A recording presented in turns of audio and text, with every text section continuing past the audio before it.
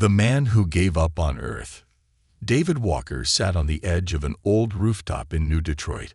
The sky above him was gray, full of smoke and flying drones. Buildings stood tall like silent giants, their windows glowing with ads and warnings. The streets below were loud, crowded, and cold. It was a world full of noise, but no one really listened. He was tired. David had worked in a factory for 12 years. He fixed machines that made other machines. His boss never smiled. People barely talked. His only friend was a cat, and even the cat had run away last week. Every day felt the same.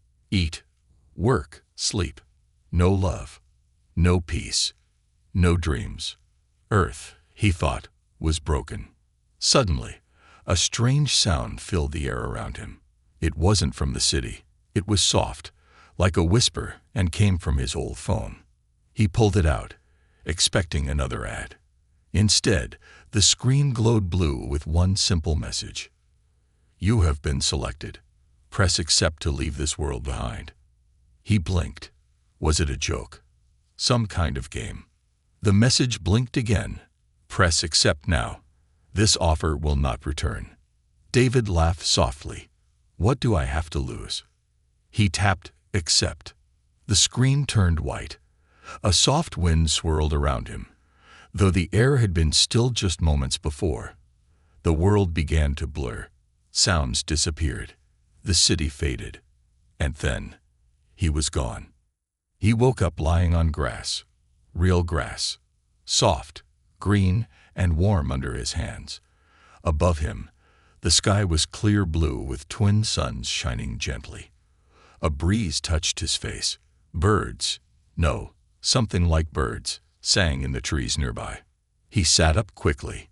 His heart raced. This wasn't Earth. Hello, Settler 001.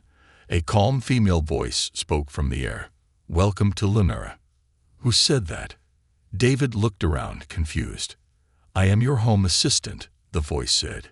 You are the first human to settle this planet. Lunara is now yours. He stood, spinning slowly to take in everything. Mountains in the distance, a river nearby, glowing flowers, strange but beautiful trees. The air smelled like fresh rain and honey. Why me? He asked aloud. You were selected based on emotional profile, survival chance, and lack of Earth ties. The voice answered. You have been given a planet. This is your home now. David laughed again, this time with shock. So, I get a whole planet because I'm lonely. Correction, you are not alone. He turned and froze. 5 figures stood nearby, all women, all alien, but each more breathtaking than the last. Tall, strong, with markings on their skin, eyes that shone like stars, and dresses made of light and color. They looked at him with curiosity. And something more. One of them stepped forward. Her voice was smooth like silk. You are the chosen male. We've been waiting for you. David's mouth opened, but no words came out. Another woman, this one with glowing blue hair, tilted her head. Earthmen are shy. Interesting. Wait, David finally said. You were waiting for me. Our tribes have fought for centuries, the first woman explained. But prophecy said a human would come, to bring balance, to choose. Choose what? Us, another whispered. David blinked. Wait, you mean marriage? The tallest one smiled gently. This planet needs peace. You are the center of that peace. The heart must beat for all, or none. David took a step back. This was too much. Yesterday he was fixing machines. Now he was being offered a planet and alien brides. Do I have a choice? You always have a choice, the eye answered. But know this, if you leave, the planet returns to war. David sat down on a soft rock. His head spun. Part of him wanted to run, to find something familiar. But another part felt peace. For the first time in years, someone had seen him, needed him, maybe even wanted him. I need time, he said. The first woman nodded. We will wait. Not forever, but we will wait." As they walked away, David stared at the suns above. This place was strange, beautiful, and full of questions. But deep inside, he smiled. For the first time in his life, the future wasn't gray. The brides and the rules. The suns had begun to dip low in the sky, painting the alien sky with colors David had never seen before. Gold, purple, and a soft green shimmer spread across the clouds. It looked like magic, or a dream. But David was wide awake. He sat by the river now, the cool water flowing beside him. Birds with crystal wings flew overhead. Small glowing fish leaped in the water like they were dancing just for him. Yet his thoughts were heavy. He had been given a whole planet, and 5 alien women, each from a different tribe, were waiting for him to choose one of them as his bride. Not for love, not for romance, but for peace. The idea was impossible to believe. And yet, here he was. Behind him, the soft sound of footsteps came. He turned quickly. It was the tall woman from earlier, the one who had spoken the most. "My name is Silari," she said gently. Her voice was calm, but there was power in her eyes. "I am the first daughter of the Flame clan." "I'm David," he replied, unsure of what else to say. "I know," she said. "We all know your name. We have studied it for many years.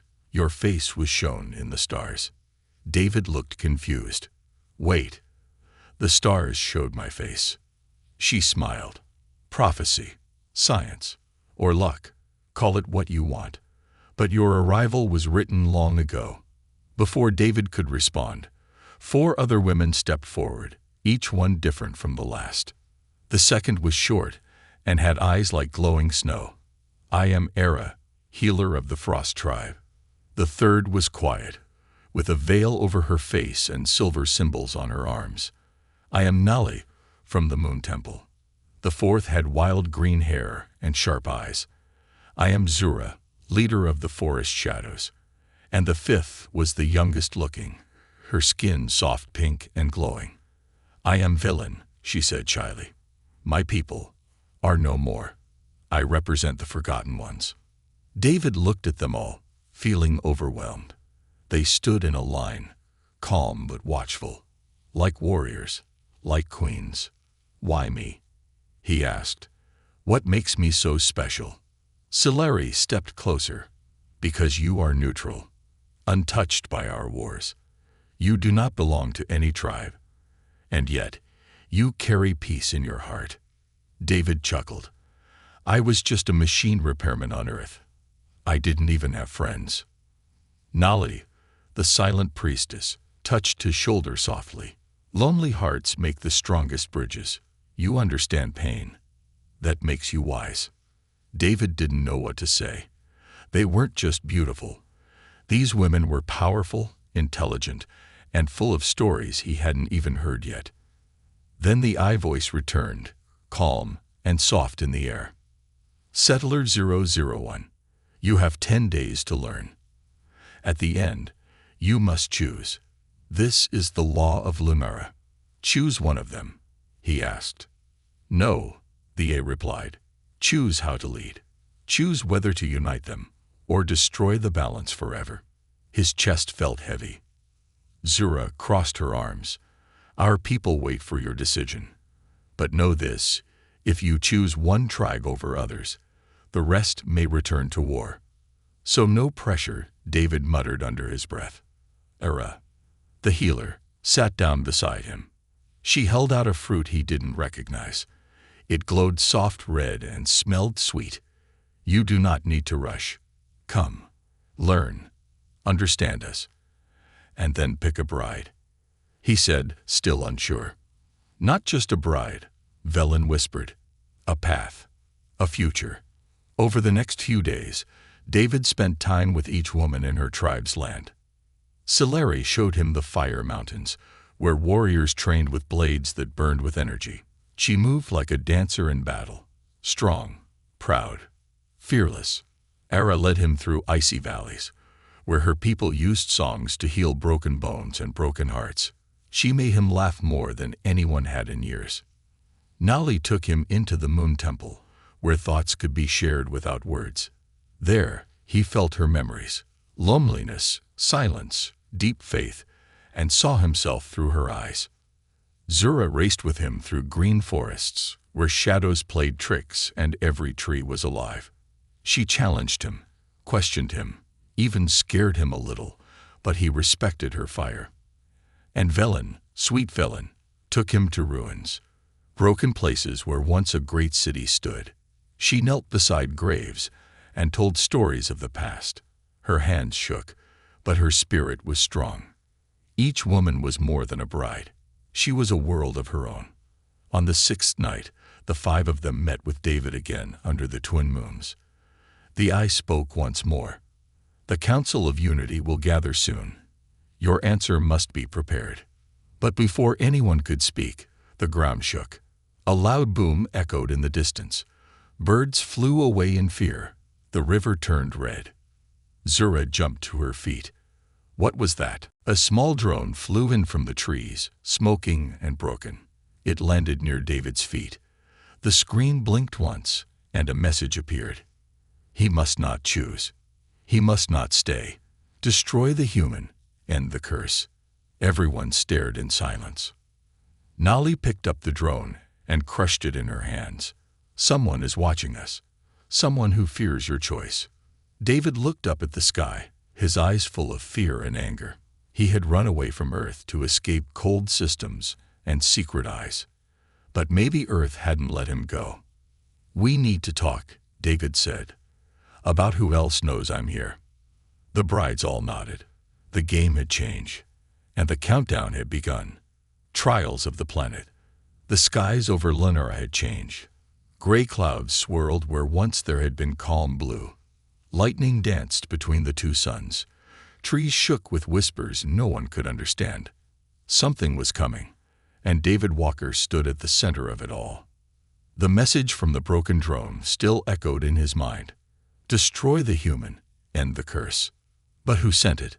Why did they want him gone? David sat in the great circle of stones with the 5 alien women by his side. Their faces were calm, but their eyes were alert. Even the I voice sounded colder today. Threat level rising. Interference detected. Protective protocol must begin. What does that mean? David asked. The trials, Solari said softly. Trials. David looked around. I thought I was here to choose peace, not play games. Zura stood. On Lunara, peace is not given. It is earned. And you, David Walker, must earn it now. The planet must see your heart. The eye confirmed. You will complete 3 trials: survival, wisdom, and courage.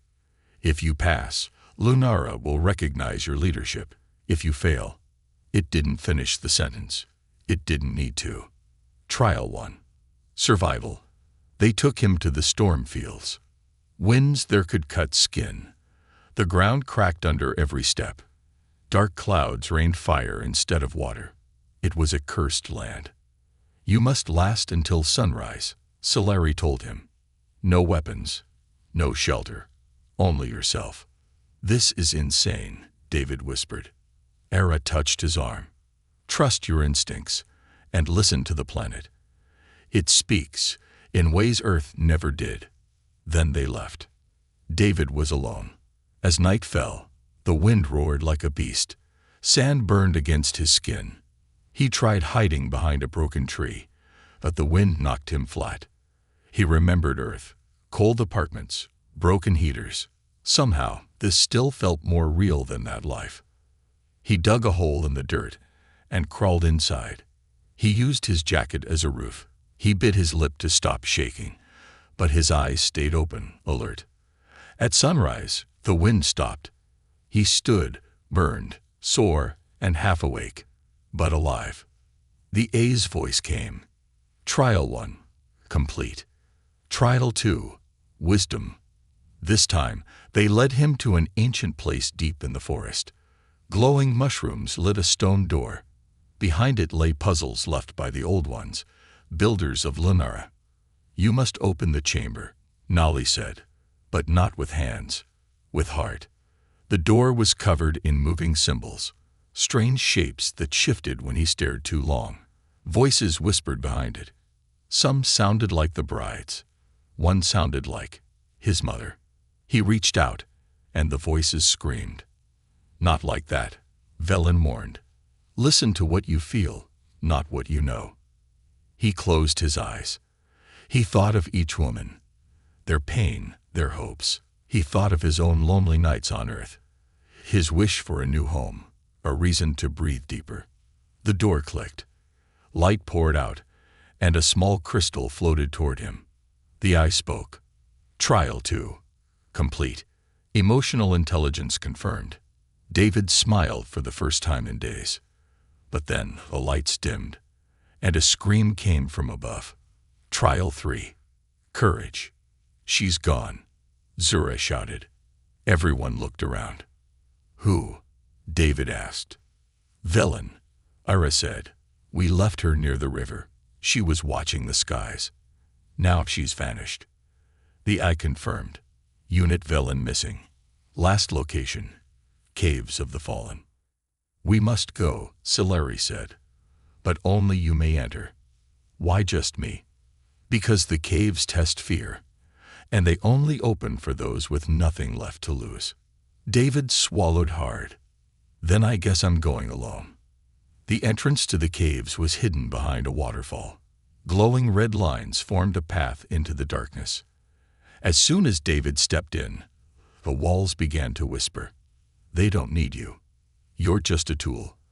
You ran from Earth and brought your curse here." He kept walking.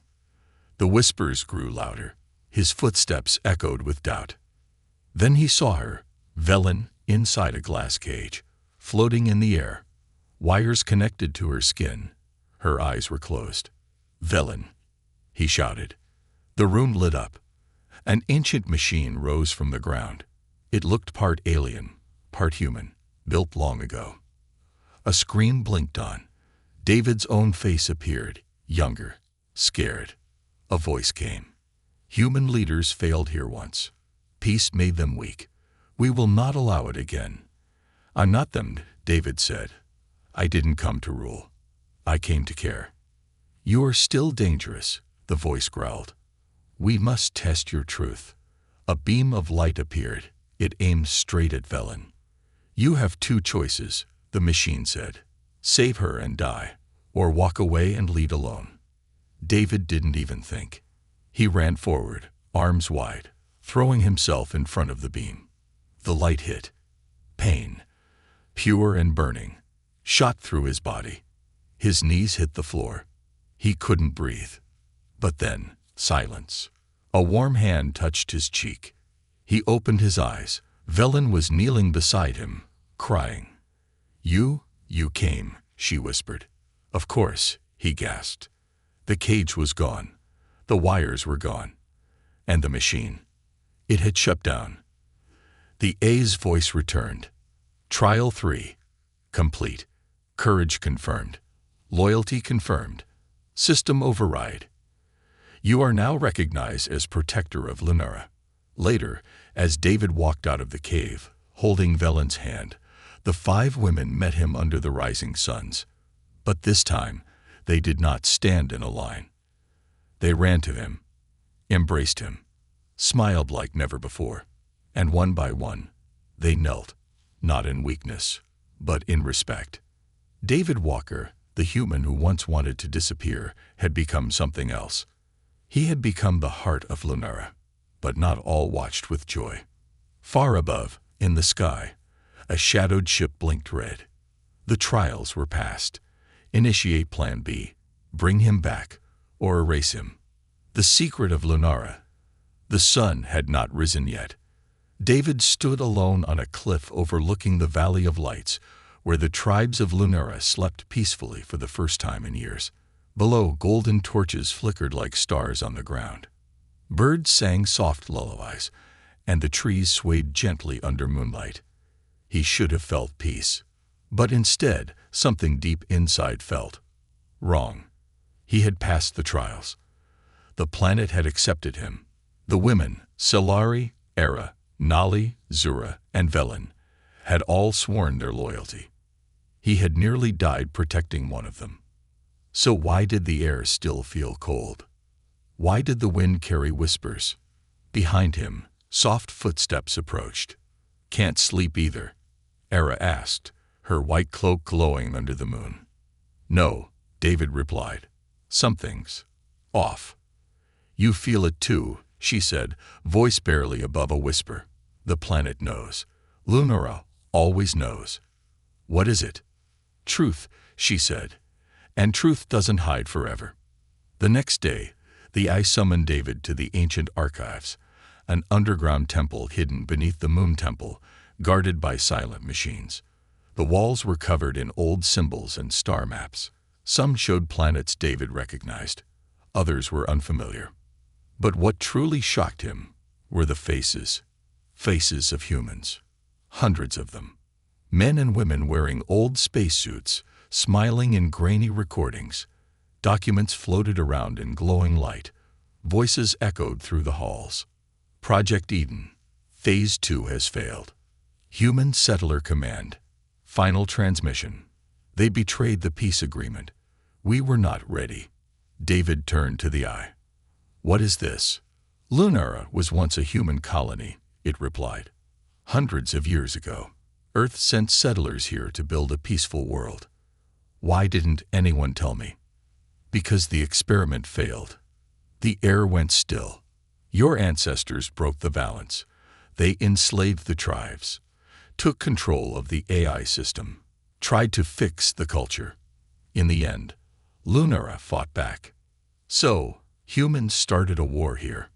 "Yes, and they lost." David sat down, heart heavy. "Why would you let me come back then?" "Because you are different. No weapons, no army, only heart. And because Lunara gave you a second chance." He stood slowly. His hands shook. He remembered the message on the drone. "Destroy the human, end the curse. Some of your people survived," the eye added, "but they didn't return to Earth. They went underground, hiding, waiting. They're still here." "Yes, and they want Lunara back." Later that night, David shared everything with the brides. They sat in a circle under the stars, each one silent as he spoke. "So, this planet was once controlled by people like me," he said, voice heavy. "But they hurt your ancestors. And now someone, maybe one of them, wants to stop me from leading." Nali, the quiet priestess, closed her eyes. The temple whispers spoke of this, the return of the lost sons of metal. Zura growled, "Let them come. I'll cut their machines down." "This isn't just war," Era warned. "It's fear. Someone among us fears peace." And then Velen spoke, soft and uncertain. "Someone among us may not be who they seem." Silence. Everyone looked at her. "What do you mean?" David asked. Velen looked down. Her fingers played with the edge of her dress. "I saw her 2 nights ago. Nali.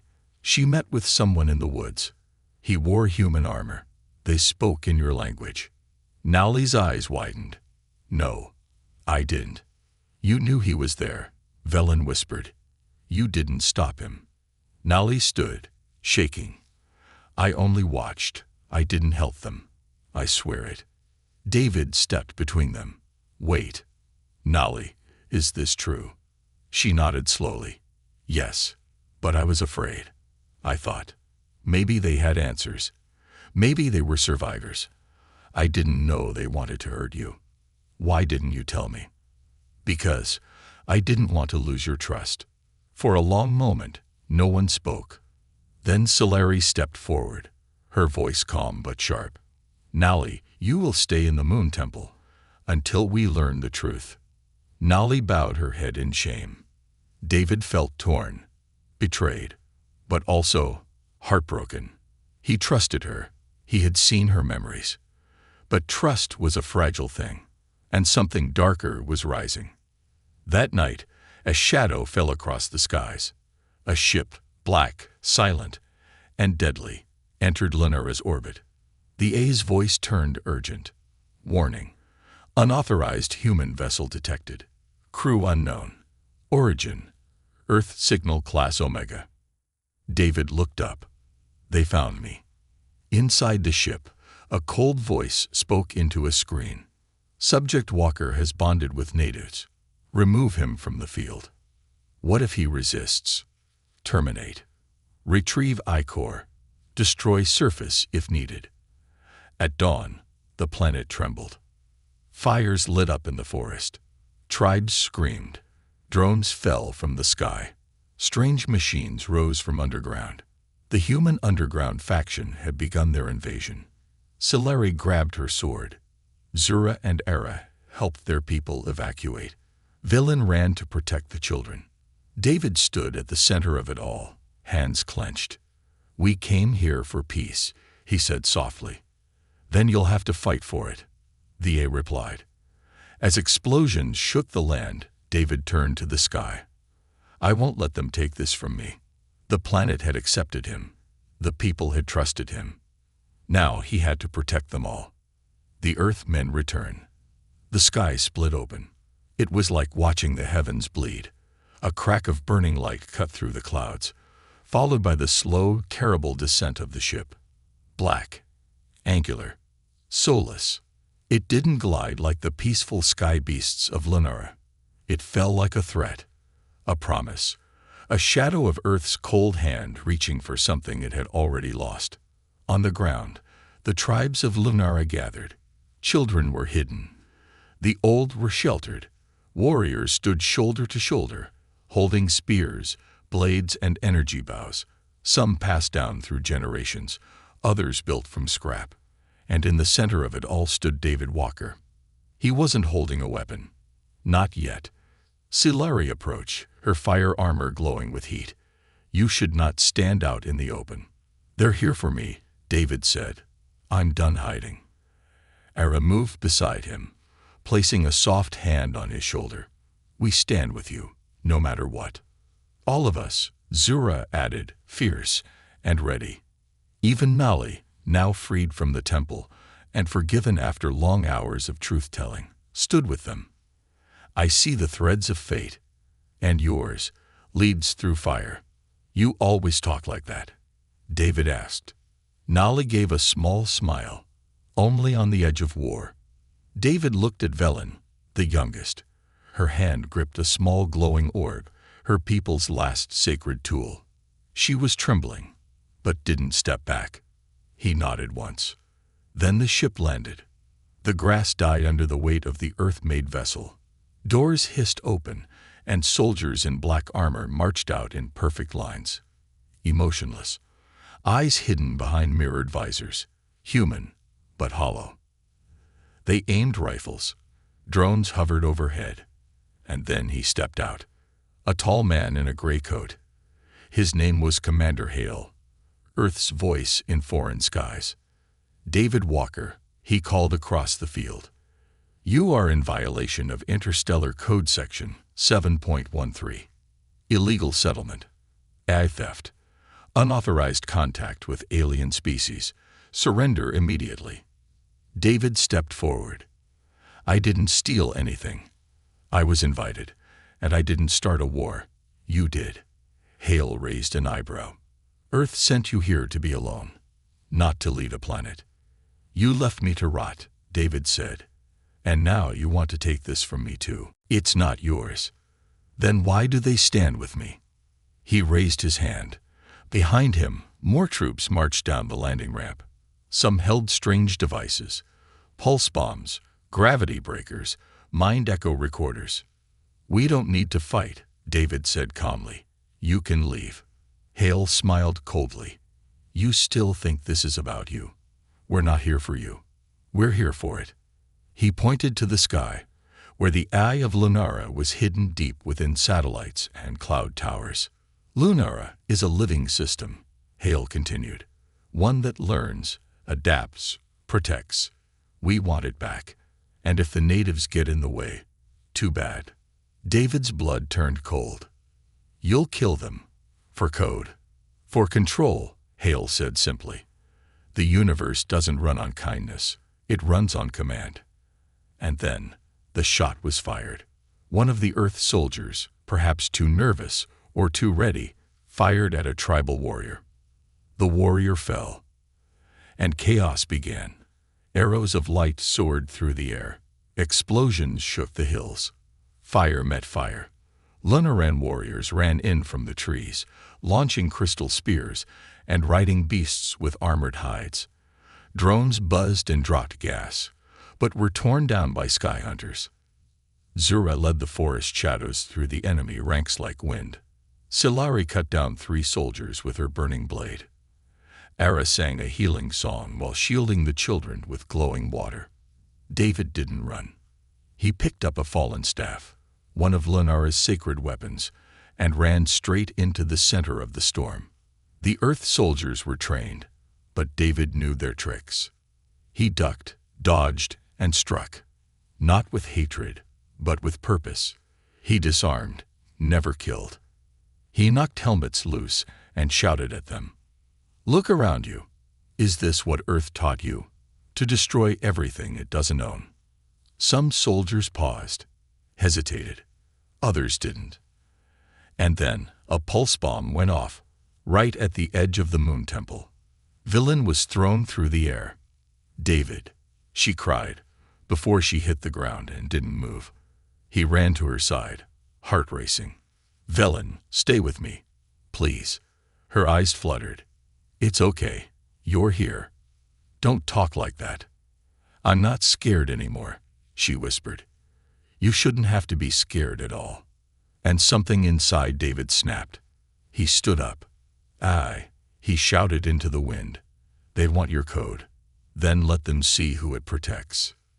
The AI answered, confirming override protocol. Planetary defense. Online. The skies turned red.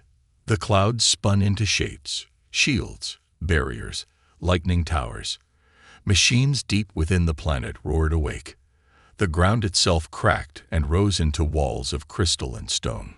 From the mountains came storm beasts, awakened by the AI. They did not attack the tribes. They marched against the soldiers. Panic spread through the human army. Drones fell. Weapons overheated. Gravity fields twisted. Commander Hale tried to order a retreat, but it was too late. Lunara was fighting back. With David. For David. When the dust settled, the ship was gone, rising into the sky in flames. Hale had escaped, but barely. His face was burned, his pride shattered. The Earth soldiers who surrendered were spared, healed, and shown mercy by the same people they tried to conquer.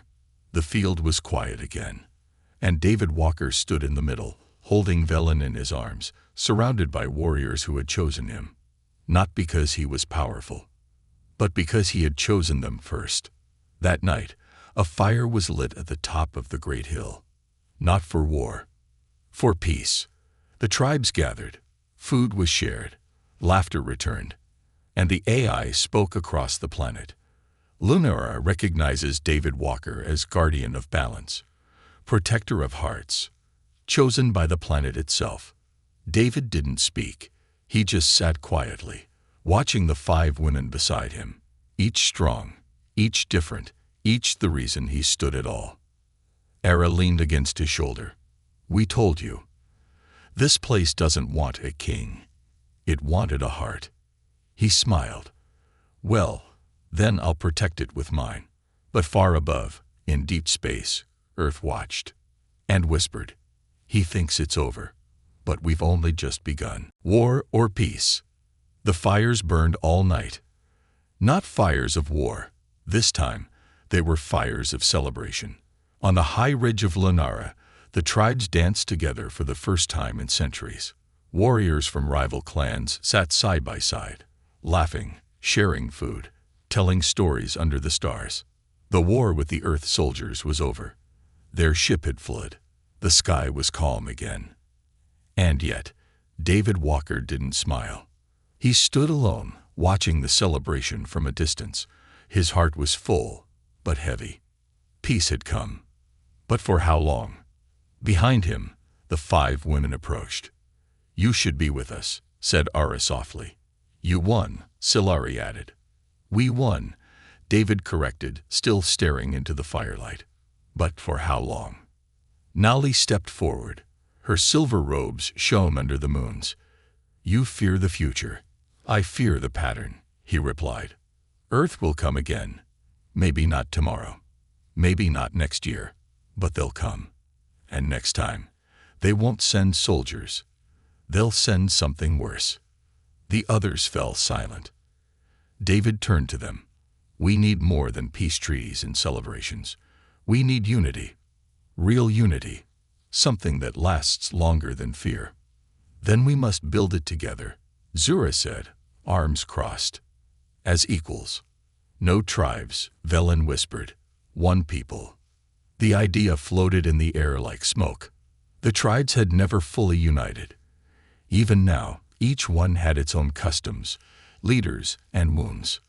"We have a chance," David said, hope rising in his voice, "to create something new. Not ruled by fear or force, but by choice. And who will lead it?" Silari asked. "No one," David said. "And everyone. A circle, not a throne. 5 voices, 1 from each tribe, and 1 seat left open for the next outsider Lunara chooses." "And what of you?" Nali asked. David looked at her. "I'll guide when asked. Protect when needed. But I won't rule. I've seen what power does to people." His voice was steady. The others nodded. "Then let us begin," Velen said with a soft smile. The next morning, the leaders of all tribes gathered in the Valley of Winds, where no banners flew, no weapons were allowed, and the stars could be seen even in daylight. For the first time, David stood not as a stranger, not as a human, not as a chosen one, but as a bridge. He spoke simply. "This planet gave us pain, but it also gave us each other. Now we decide what we become next, not as 5 tribes, but as one future." The vote passed. The circle of one was born. For weeks, peace blossomed like a new flower. Borders faded. Songs from one tribe were sung by another. Children of fire learned healing from frost. Warriors of shadow danced under moonlight with temple singers. And David, he was everywhere, helping rebuild houses, sitting with elders, holding babies, listening, learning, laughing. But still, the sky watched, and Earth had not forgotten. Deep underground, something moved. A signal, blinking slowly. Then a voice. Operation Phoenix. Active. One night, David woke in a cold sweat. His heart was pounding. He had seen fire. Not real, just in a dream. But it had felt real. In the dream, Lunara was burning. The tribes were screaming. And above them, a massive ship blocked out the sun. A voice had whispered, "You failed." He got up and walked to the lake. The water was still. The stars above reflected perfectly. He didn't hear the footsteps. Not until it was too late. A sharp sting hit his neck. He turned and saw a face he didn't expect. "You?" A woman stood there. Not one of the brides, but Mira, one of the human engineers who had come with the first Earth settlers centuries ago. A secret descendant, hidden underground. Her eyes were hollow, her expression calm. "You gave them peace," she said coldly, "but peace is weakness." "Don't." David tried to speak. The toxin in his blood made his knees weak. "Lunara belongs to us," she hissed. "And now, it returns to the original code." He collapsed. Darkness swallowed him. When he woke up, he was inside a crystal chamber. The AI buzzed in his ear. "Emergency override. Biological stasis interrupted. Heart rate stabilizing." David groaned. His body ached. But he was alive. "Where's Mira?" Alert. Unknown human subject initiated planet-wide lockdown sequence. Tribal communication down. Sky shields offline. Lunar code compromised. He sat up quickly. They're attacking again. Outside, alarms were echoing through the valleys. Lights blinked in the hills, and a massive ship was entering the atmosphere. Not a warship, a terraformer, built to rewrite planets from the ground up, turning jungle to steel, spirit to machine, life to data. David burst from the chamber and ran. His legs were weak, but he didn't stop. He reached the hill where the 5 women waited. "They're trying to overwrite the planet," he said, gasping. "How?" Silari asked. "Through the AI, through old code.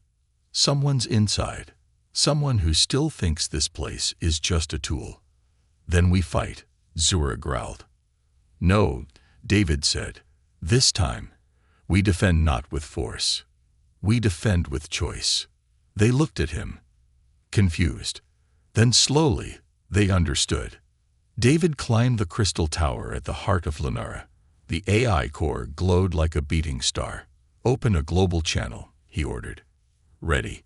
He spoke, not as a warrior, not as a leader, just as a man. "This is David Walker.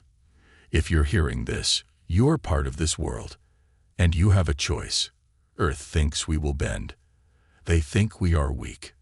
That Lunara can be rewritten like a program, but we are not code. We are not parts in a machine. We are people.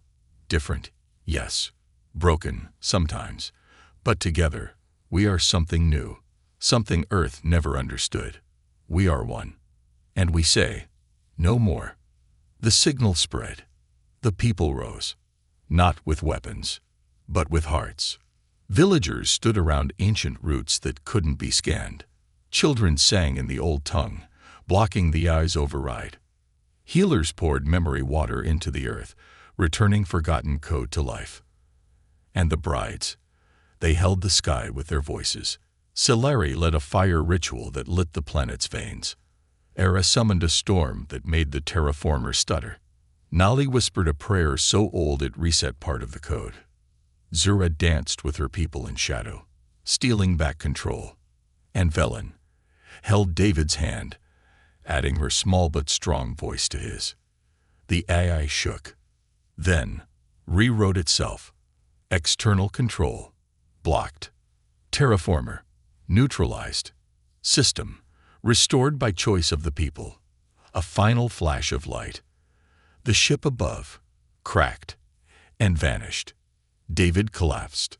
This time, not from pain, but from peace. The planet had chosen. And so had he.